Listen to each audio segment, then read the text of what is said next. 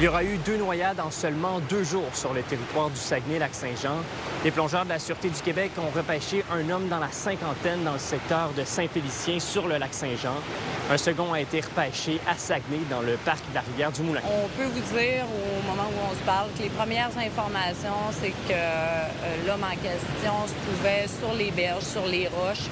Dû à la pluie d'hier soir, les roches se seraient trouvées glissantes. L'homme aurait tombé dans la rivière suite à une chute et ne savait pas nécessairement très bien nager et aurait sombré rapidement. Le 25 juillet dernier, les services d'urgence ont été appelés à se rendre à Saint-Félicien sur le plan d'eau du lac Saint-Jean. Un homme dans la cinquantaine qui serait tombé de sa planche à pagaie. Les services incendies et les policiers ont été déployés immédiatement là, sur l'eau en patrouille nautique pour les recherches. Et c'est les plongeurs de la Sûreté du Québec qui ont retrouvé la victime là, dans la nuit. À chaque année, le bilan des noyades pendant les vacances de la construction ressort très négatif. C'est un réel enjeu auquel Rénal Dawkins de la Société de sauvetage du Québec souhaite sensibiliser la population. C'est le moment de l'année où j'en enregistre le plus, pas juste au Québec, au Canada. Nous serions rendus à l'équivalent de 6 ou 7, là, selon les données qu'on reçoit par les médias, parce que du fait qu'au total, on serait à 46 noyades depuis le 1er janvier. Et si je veux comparer par rapport à la même date l'année dernière, on était à 43. Toutefois, ce que je dois dire, c'est que le fait qu'on soit à 6 et 7 décès depuis le début des vacances, je sais que la moyenne des 5 dernières années, c'était 9 pendant les 2 semaines des vacances de la construction.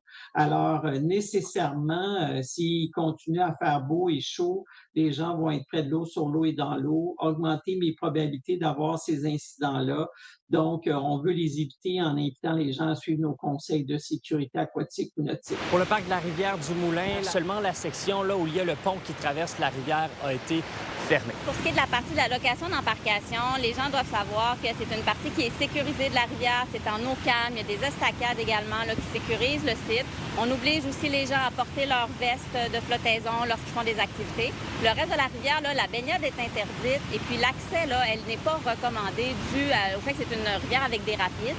Fait qu'on demande aux gens d'éviter de s'approcher de la rivière. Les roches peuvent être glissantes aussi souvent. Fait que c'est d'éviter l'accès. Puis les gens qui veulent pêcher aux abords, là, ben, c'est de porter un vêtement de flottaison individuel là, qui peut facilement là, les aider en cas de pépin. C'est donc sur cette note négative que se termine la première semaine des vacances de la construction. Pour la semaine qui est à venir et pour le reste de la saison estivale, les autorités rappellent d'être prudents sur les cours d'eau. À Saguenay, Louis-Mathieu Corneau, pour Nouveau Info. L'avis d'ébullition pour les résidents du secteur Grande-Baie-Nord dans l'arrondissement de la Baie a finalement été levé. Les tests conformes ont été reçus et la population peut consommer l'eau normalement. Je vous rappelle que l'avis touchait près de 1500 adresses. Il y a eu du travail à faire sur le réseau d'aqueduc dans ce secteur-là au courant de la fin de semaine. Il y avait un enjeu avec un des réservoirs. Et malheureusement, quand il arrive ce genre d'événement-là sur le réseau, les normes nous obligent à lancer un avis d'ébullition.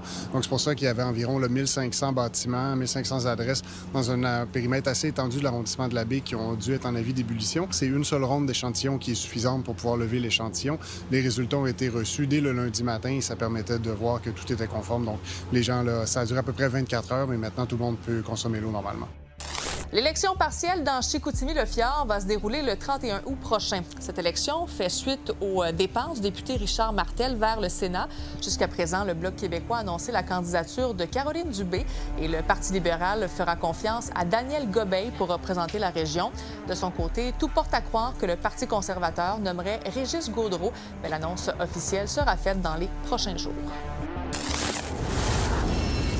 Pendant les grandes chaleurs, nombreux sont les citoyens et les touristes à se baigner dans les différents plans d'eau. Comme il s'agit de milieux naturels, il existe certains risques, dont celui de contracter la dermatite du baigneur.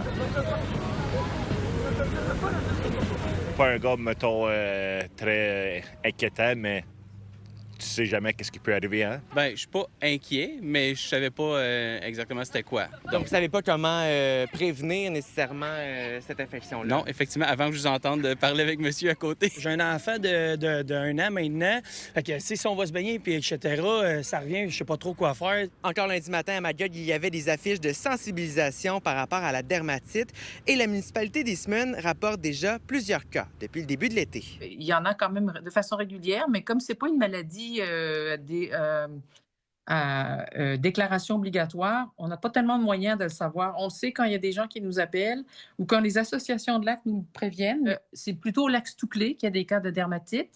Et il y a eu des indications, en fait, que à la CEPAC, à la plage de la CEPAC, là aussi, il y a des cas. C'est causé par un petit parasite qui est un parasite normalement entre le canard et l'escargot. Ce petit parasite-là va rentrer dans la peau, mais il va vite se rendre compte qu'il n'a pas affaire à un canard et il va mourir finalement sous la peau et c'est ça qui va causer des symptômes. La cause, c'est vraiment les bernaches et puis les vivipares chinoises. C'est les animaux là, qui causent ça.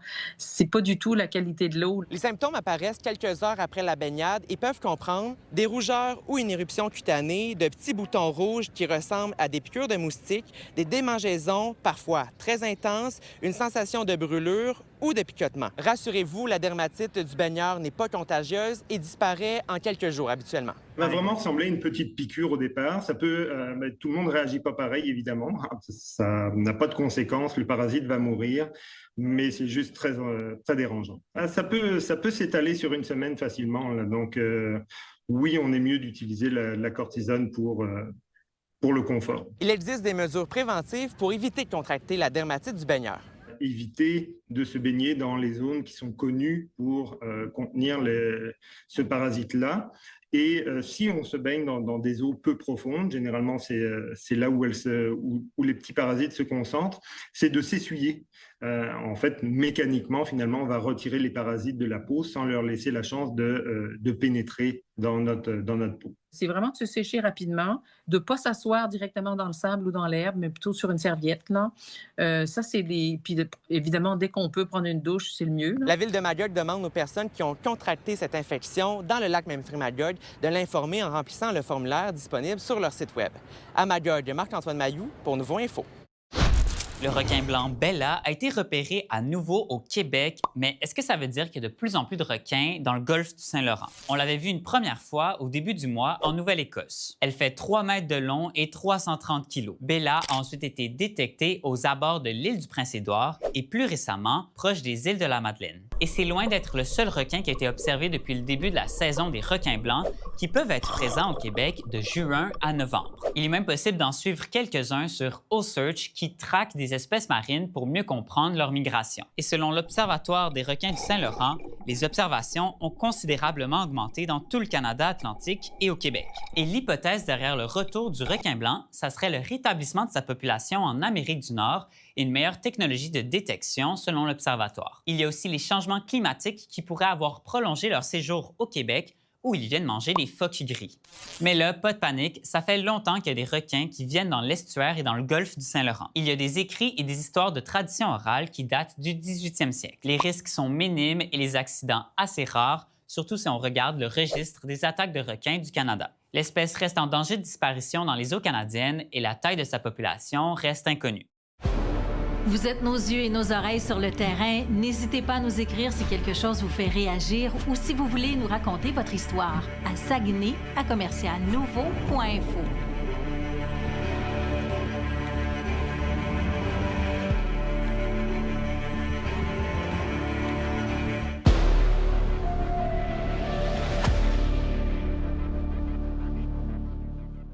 Le Canada accueille la Coupe du monde de soccer. C'est une première dans l'histoire du pays. C'est un rêve, c'est les émotions, c'est la fête. That's what soccer's about. All can dream. C'est la plus grande compétition qui ait pu exister dans le monde. On a été invité par Soccer Canada. C'était une des séances d'entraînement de l'équipe. C'est notre potentiel, on se met pas de limites. C'est maintenant que ça se passe. La Coupe du Monde a aussi un côté rassembleur qui attire les plus grandes stars. Wyclef, ça va bien? Ça va bien. Enchanté. Grenadier à la sauce, ça qu'a fait. Mais la Coupe du Monde, ça demeure un pari très audacieux, risqué, coûteux, avec ses zones d'ombre. Dites-nous combien vous avez payé pour l'ensemble. 12 000. 12 000? C'est quelques zéros. Oui, OK. Accrochez-vous, on vous fait vivre la Coupe du Monde à Toronto comme si vous y étiez.